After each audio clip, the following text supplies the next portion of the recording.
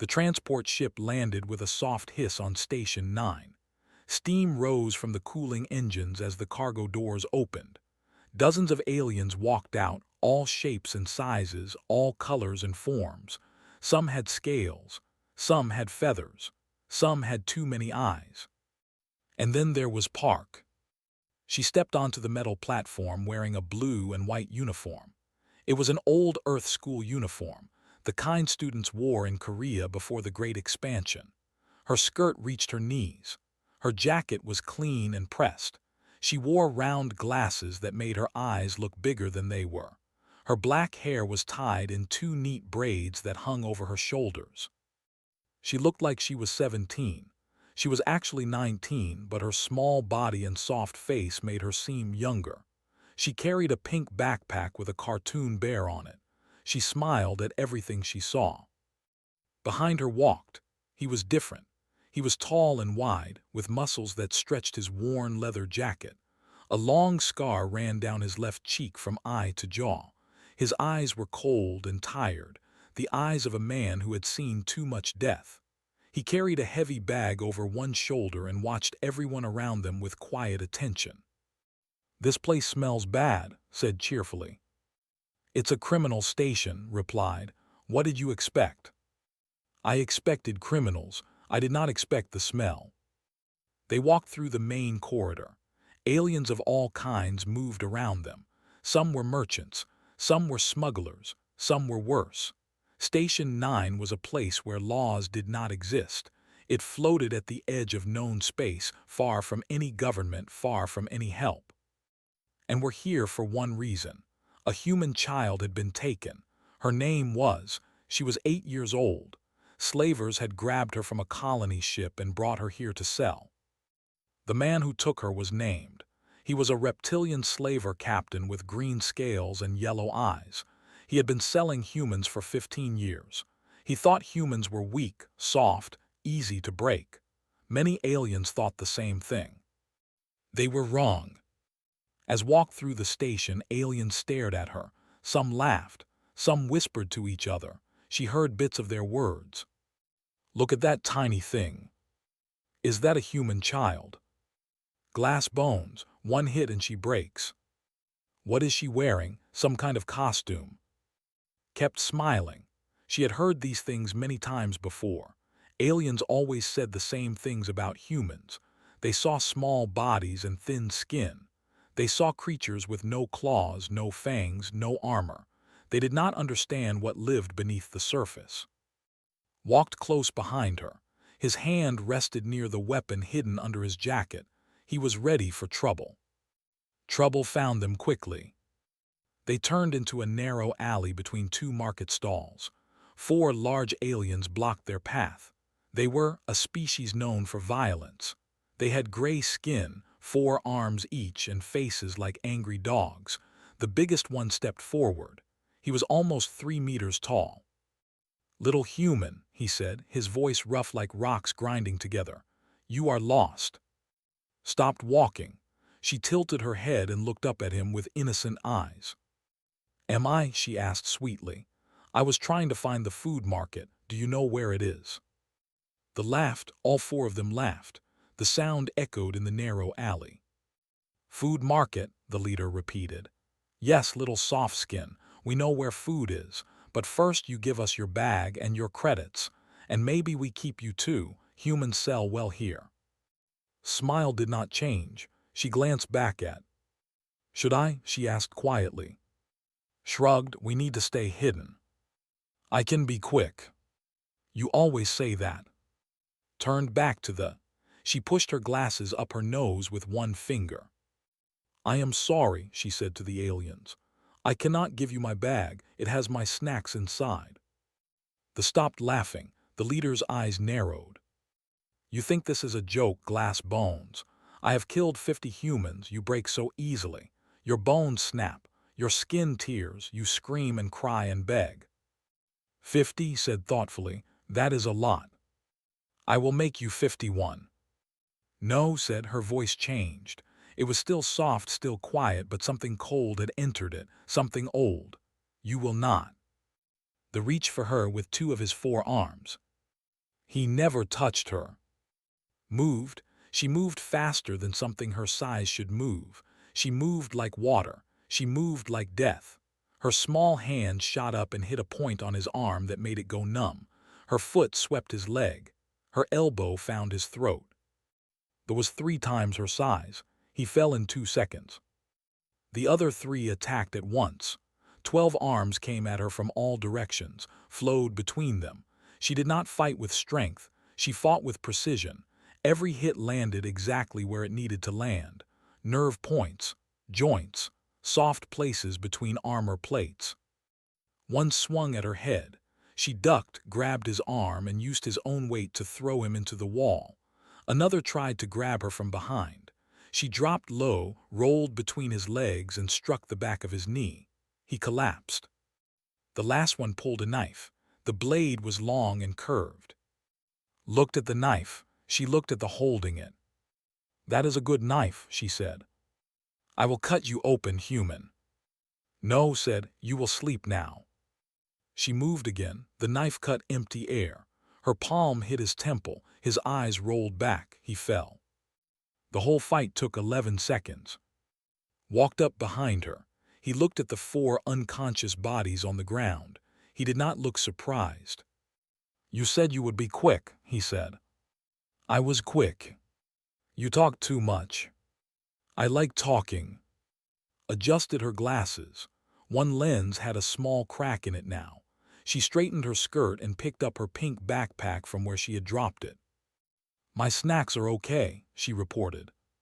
Shook his head slowly. He had worked with for 2 years. He had seen her do things that gave him nightmares, and still, every time it surprised him a little. She looked so harmless. She looked like a student. She looked like someone who needed protection. But Park did not need protection. Park was what happened when a human grew up on a death world, survived alone in the worst places Earth had to offer, and learned that looking weak was the best weapon of all. The galaxy would learn this lesson soon. They walked out of the alley and continued toward their destination. Behind them, one of them woke up. He looked around at his fallen friends. He looked at the small figure in the school uniform walking away. He did not follow. He never spoke of what happened in that alley to anyone. Some things were too shameful. Some things were too frightening. And some things, once seen, could never be unseen. The schoolgirl disappeared into the crowd and found a small room to rent near the station's lower levels. The room was dirty and the bed was hard, but it had a door that locked and walls that blocked scanners. That was enough. Spread a holographic map across the small table. Blue lines showed the layout of its compound. It sat in the station's eastern sector, surrounded by thick walls and armed guards. 50 crew members, said. Maybe more. Thermal sensors on every entrance. Armed drones patrolling the halls. 3 layers of security doors before you reach the holding cells. Sat on the bed, eating rice crackers from her backpack. She studied the map while she chewed. "Where is the girl?" she asked. "Here," pointed to a room deep inside the compound. "Lowest level. They keep the valuable cargo there." "Valuable cargo?" His voice was flat. "She is 8 years old." "I know." "She must be scared." "I know." Finished her cracker and brushed the crumbs off her skirt. She stood and walked to the map. Her small finger traced the corridors and doorways. "The main entrance is too guarded," she said. "But here, this ventilation shaft, it connects to the waste processing system. No sensors there because no one expects an attack through garbage." Nodded slowly. "It could work, but you would be alone inside. No backup, no communication if something goes wrong." "Nothing will go wrong." She looked up at him. Her eyes were still soft behind her cracked glasses, but something harder lived behind them. "I spent 3 years alone in the Amazon," she said quietly. "I was 16 when the transport crashed. Everyone else died in the first week. I did not. I survived floods and fires. I killed predators that were 10 times my size. I ate things that would make you sick just to hear about. 50 slavers in a metal box. That is not danger, that is practice. Said nothing. He had heard this story before. He had seen the scars on her body, the marks of claws and teeth and thorns. He knew what was beneath the school uniform and the soft smile. She was a hunter, one of the rare humans who had faced Earth's worst environments and won. The galaxy thought humans were fragile. They did not know about the places where fragile humans died and only the strong survived. Was very, very strong. There was a knock at the door. His hand went to his weapon, tilted her head, listening. The knock came again, polite and gentle. "Not an enemy," she said. "Enemies do not knock like that." Open the door carefully. A tall alien stood outside. He was an species with 4 thin arms and large compound eyes. He wore expensive robes of purple silk. His mandibles clicked softly as he spoke. "Good evening," he said. His voice was smooth and educated. "I am Vel, diplomatic representative of the collective. I noticed your companion at the market today and wished to introduce myself." He looked past that. His large eyes studied her with curiosity. "Such a small creature," he said, "and so far from home. This station is dangerous for delicate species. Perhaps you would allow me to offer my protection." Smiled brightly. She clasped her hands together and bowed slightly. "Oh, how kind," she said. Her voice was high and sweet. "This place is so scary. Everyone is so big and mean. I would love some protection, Mr. Vel." Watched silently. He knew what was doing. She was wearing her mask, the soft mask, the helpless mask, the mask that made everyone underestimate her. Vel clicked his mandibles in what seemed like pleasure. "Wonderful. Perhaps we could share a meal. I know a clean restaurant on the upper levels, much safer than these lower areas." "That sounds lovely." Grabbed her backpack and followed Vel out the door. She glanced back at and winked. He understood. She was gathering information. Vel was a diplomat. Diplomats knew things. Diplomats talked. The restaurant was indeed clean and bright. Vel ordered expensive food and talked endlessly about himself, listened with wide eyes and nodded at everything he said. She laughed at his jokes. She asked innocent questions. "Mr. Vel, I heard there are bad people on this station, slavers and criminals. Is that true?" "Oh yes, quite true. The worst is a terrible reptilian creature. He trades in living beings, very powerful, very dangerous." "How scary," put her hand over her heart. "I hope I never meet him." "Do not worry, little one. Deals in cargo, not tourists. You are safe as long as you stay in public areas." "What about his home? Is it well protected?" Vel leaned back, pleased to show his knowledge. "Extremely. He is paranoid, you see. Guards everywhere. Sensors and drones. But I have heard rumors that he is having problems with his security systems. Something about power failures in the eastern corridors. Old station wiring, you know." "Oh my," eyes went wide. "That sounds terrible." "Indeed, but not our concern, yes." Smiled and ate her food. Later that night, she returned to the room where waited. She sat on the bed and took off her glasses to clean them. "Eastern corridors have power problems," she said.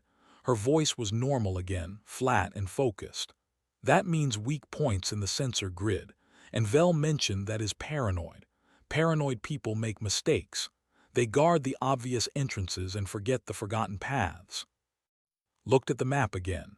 The waste processing tunnel runs under the eastern section. "Yes. You planned this." "I planned to find information. The information told me what to plan next." Sat down heavily. He rubbed his face with one hand. "When I was young," he said slowly, "I thought I was tough. I grew up in the Seoul underground fighting gangs, stealing to survive. Then I met you, and I learned what tough really means." Pulled a small knife from her backpack. It was thin and sharp, made of black metal.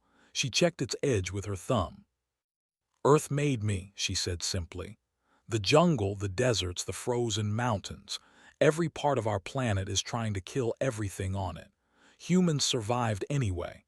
Not because we are strong, because we never give up, because we adapt, because we can become anything we need to become. She put the knife back in her bag, next to the rice crackers and the cartoon bear keychain. Tonight, she said, I go in tonight. Alone. Alone.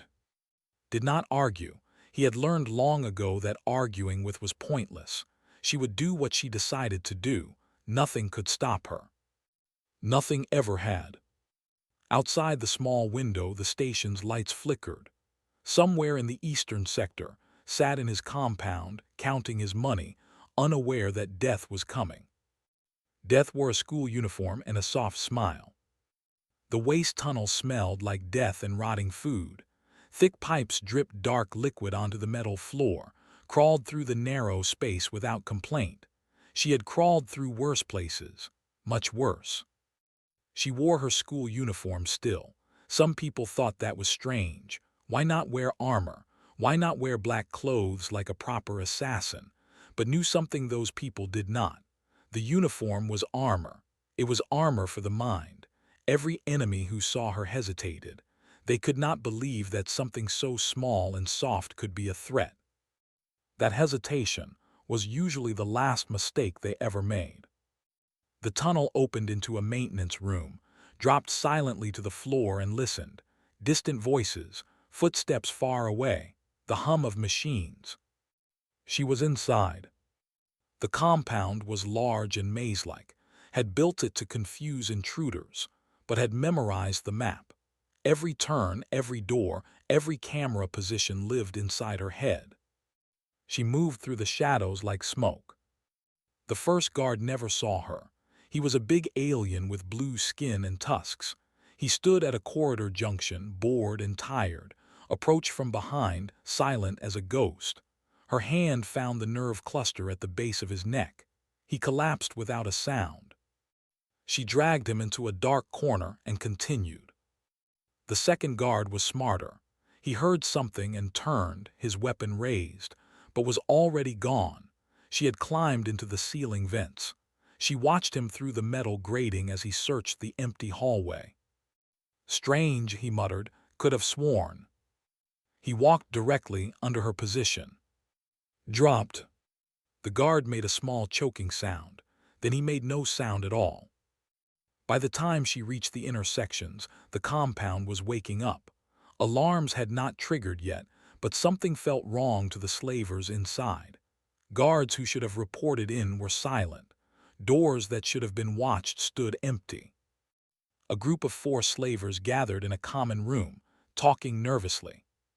Where is he was supposed to relieve me? I cannot reach Unit 7. Comms are dead. Something is wrong. We should tell the captain. One of them laughed, but the laugh was shaky. What are we going to tell him? That we are scared of shadows. The lights flickered. All 4 slavers looked up. When the lights came back on, one of them was gone. The remaining 3 shouted and drew their weapons. They pointed at every corner, every doorway, every shadow. Their hands were shaking. What is happening? One screamed. A soft voice answered from somewhere in the darkness. Hello. They fired toward the voice. Energy beams lit up the room, burning holes in walls and furniture. When they stopped firing, smoke filled the air. The voice came again, from a different direction. You missed. More firing, more screaming. When the smoke cleared this time, only 2 slavers remained. The third lay on the ground, unconscious, a small bruise on his temple. It is a ghost, one of the survivors whispered. A demon. Do not be stupid, ghosts are not real. Then what is doing this? The lights went out completely. In the darkness there was a sound, soft footsteps, a gentle laugh, the rustle of fabric. When the lights returned, the last 2 slavers were alone. But on the wall, written in marker, were 4 words. Looking for your friends. One of them ran. He ran as fast as his legs could carry him. He did not look back. He burst through a door into another corridor. Stood there waiting. She smiled at him, a friendly, cheerful smile. the smile of a student greeting a classmate. "Running is good exercise," she said, "but you should stretch first. You might hurt yourself." The slaver screamed and swung his fist at her. She caught his arm, twisted it behind his back, and put him to sleep with a precise strike. He fell heavily to the floor. The last guard did not run. He stood frozen in the common room, his weapon hanging loose in his trembling hands. Walked back to him. She was not even breathing hard. "Where is the human girl?" she asked politely. "The child your captain took." "Lowest level, cell block 7, please, please do not." "Thank you," bowed slightly. "Now sleep." She touched his neck. He dropped. Throughout the compound, the same scene repeated. Guards disappeared. Slavers fell. Those who fought were defeated. Those who ran were caught. Those who hid were found. Moved through's fortress like a force of nature. She did not use guns. She did not need them. She used the station itself as her weapon. She cut power lines. She locked doors. She turned the slavers' own security systems against them. In the control room, watched the chaos through flickering cameras. He was a massive reptilian creature, 7 feet tall, covered in thick green scales. His yellow eyes were wide with something he had not felt in years. "Fear." "What is this?" he growled. "What is happening?" His lieutenant pointed at a screen. "There, camera 12." The image showed a corridor. A small figure walked through it, stepping over unconscious bodies. A young female in a blue and white uniform, with braided hair and round glasses. That leaned closer. "That is a child, a human child." "She has taken down 30 of our guards, Captain." "Impossible. Humans are weak. Humans are soft. Humans are cargo." The figure on the screen stopped. She looked directly at the camera. She smiled and waved. Then she kept walking. Felt cold. He had hunted humans for 15 years. He had caught them, sold them, killed them. He thought he understood them. He understood nothing. "Seal the holding cells," he ordered. "I will deal with this myself."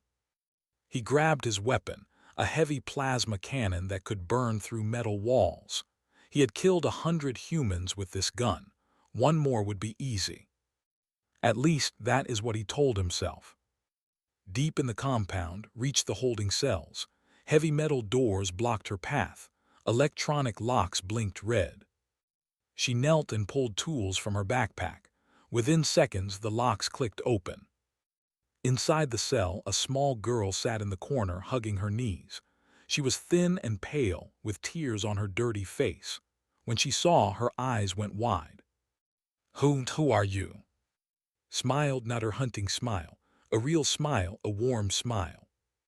"My name is, I am here to take you home." Are you a soldier?" "No, I am something better," held out her hand. "I am a survivor just like you." Behind them, heavy footsteps echoed in the corridor. A deep voice rumbled through the speakers. "You think you are a hunter, little girl. I have killed 100 of your kind." Smile faded. She turned to face the doorway, putting herself between the child and the coming danger. Her voice dropped to something cold and ancient, something that had survived every horror Earth could create. Filled the doorway like a mountain. His green scales gleamed under the harsh lights. His yellow eyes burned with rage. In his clawed hands, the plasma cannon hummed with deadly energy. He looked at and laughed. This is what destroyed my men, a tiny human in children's clothing." Stood calmly between and the frightened child behind her. She had not drawn a weapon. Her hands hung loose at her sides. "Your men are not destroyed," she said. "They are sleeping. I do not kill unless I must." "How kind," raised his cannon. "I have no such rules." He fired. Was not there. She had moved the instant before he pulled the trigger, reading the tiny movements of his muscles. The plasma bolt burned through empty air and melted a hole in the wall behind where she had stood. His eyes widened. Fast, she was fast. He fired again, and again. Each time danced away from the deadly beams. She moved like water, like wind, like something not entirely human. The cell block filled with smoke and the smell of burning metal. "Stand still," roared. "No, thank you," replied politely. She closed the distance between them. The cannon was powerful but slow. Up close, it was useless. Realized this too late. He swung the heavy weapon like a club, ducked under the swing, and struck his wrist. The cannon flew from his grip and clattered across the floor. For a moment they stood face to face. The massive reptilian slaver and the small human girl was 7 feet tall, was barely 5 feet. He outweighed her by 300 pounds. He smiled, showing rows of sharp teeth. "Good, I prefer to kill with my hands." He attacked. His claws were fast, faster than something his size should be. They cut through the air with deadly precision, dodged the first strike, blocked the second, but the third caught her across the arm. Blood appeared, bright red against her white sleeve. Did not cry out, she did not flinch, she simply adjusted. On Earth, there was a creature called the honey badger. It was small. It was not particularly strong, but it never gave up. It would fight animals 10 times its size and win through pure stubborn refusal to stop. Humans were honey badgers of the galaxy, and was the most dangerous honey badger of them all. She struck his knee. He stumbled. She hit a nerve cluster under his arm. His left side went numb. He swung wildly with his right arm and caught her in the chest. She flew backward and crashed into the wall. Any other creature would have stayed down. The blow would have broken bones, ruptured organs, ended the fight. Stood up. Blood ran down her face from a cut on her forehead. Her glasses hung cracked and crooked. Her uniform was torn and dirty, but she stood up. Stared at her. "How," he whispered, "how are you still standing?" Wiped blood from her eyes. "On Earth," she said, her voice steady, "there is a type of hunting. It is called persistence hunting. Humans are not the fastest animals, not the strongest, not the deadliest, but we can keep going. We can chase prey for hours, for days. We can outlast anything." She took a step forward. Other animals run fast and then stop. They get tired, they overheat, they give up. Another step. Humans do not give up. We do not stop, we cannot stop. It is in our blood, in our bones, in the deepest part of our souls. Backed away. For the first time in his life he felt hunted. "What are you?" he growled. "I am human," raised her fists, "and humans do not break." She attacked. The fight was brutal, was bigger, stronger, and more heavily armored. He landed hits that should have killed her. He threw her into walls. He cut her with his claws. He tried to crush her skull with his bare hands. But every time she fell, she got back up. Every time he hurt her, she hurt him worse. She could not match his strength, so she targeted his weaknesses: eyes, throat, joints, the soft places between his scales. She used his size against him, dodged his attacks, and made him tire himself out. Was breathing hard. His arms felt heavy. His movements were slowing. He had never fought anything like this. Nothing had ever refused to die so stubbornly. Was covered in blood now. Some of it was hers, some of it was his. Her uniform was ruined. Her glasses were gone, lost somewhere in the fight, but her eyes were clear and focused. "Surrender," she said. Roared and charged. It was his last attack, desperate and wild. Waited. At the final moment, she stepped to the side, grabbed his arm, and used his own momentum. She flipped him over her hip. The massive reptilian crashed to the ground so hard the floor cracked beneath him. Before he could rise, was on top of him. Her knee pressed against his throat.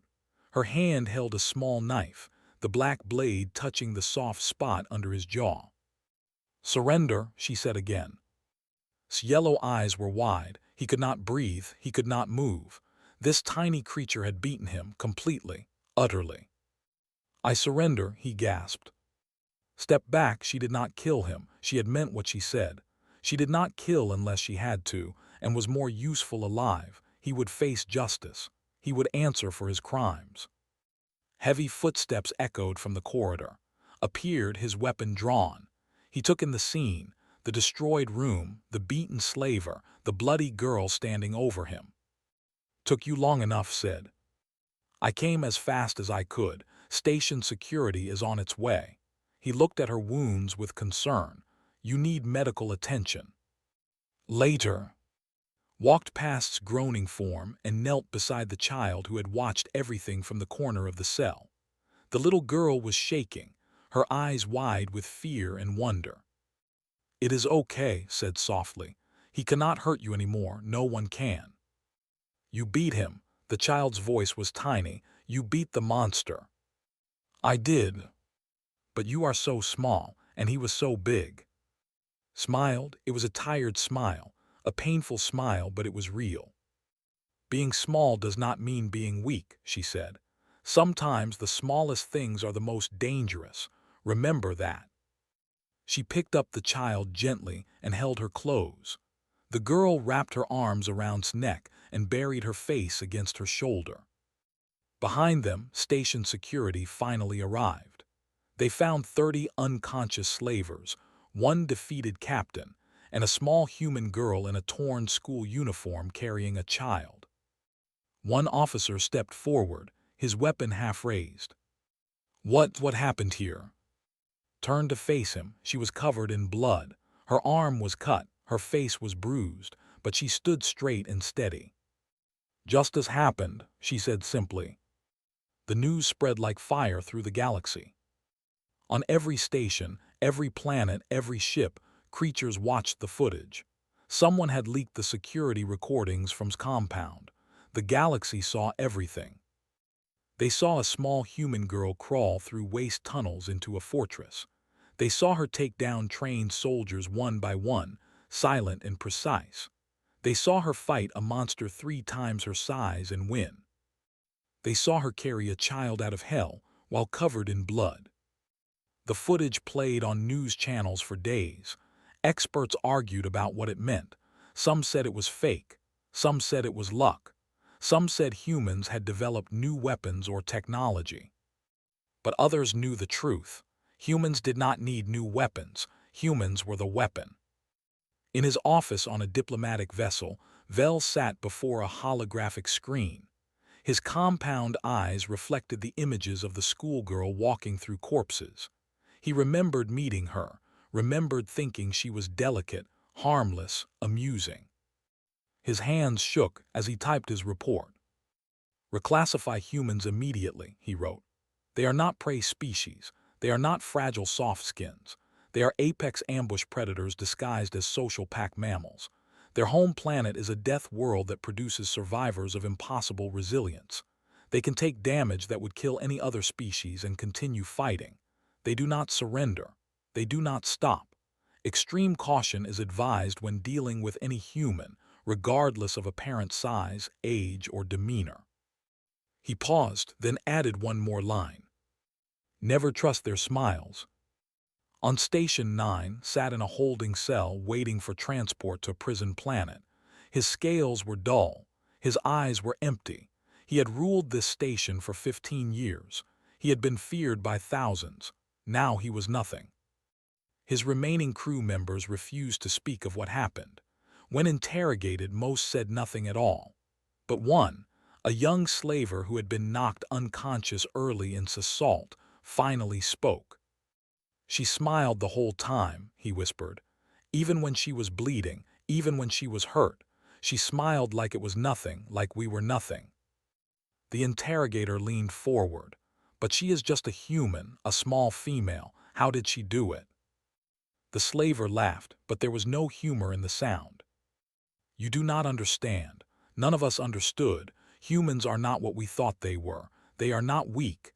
They are not prey. They are something else entirely, something old, something patient, something that has been killing longer than most species have existed." He looked up with hollow eyes. "We thought we were the hunters. We were wrong." Far from the station, a ship drifted through quiet space. It was a small vessel, old but reliable. Inside, 3 figures sat in the common room. cleaned his weapons at the table. His face was calm. He had seen violence before. He would see it again. For now there was peace. Sat on a worn couch, her arm bandaged, her cuts treated. She had changed out of her ruined uniform into a simple sweater and comfortable pants.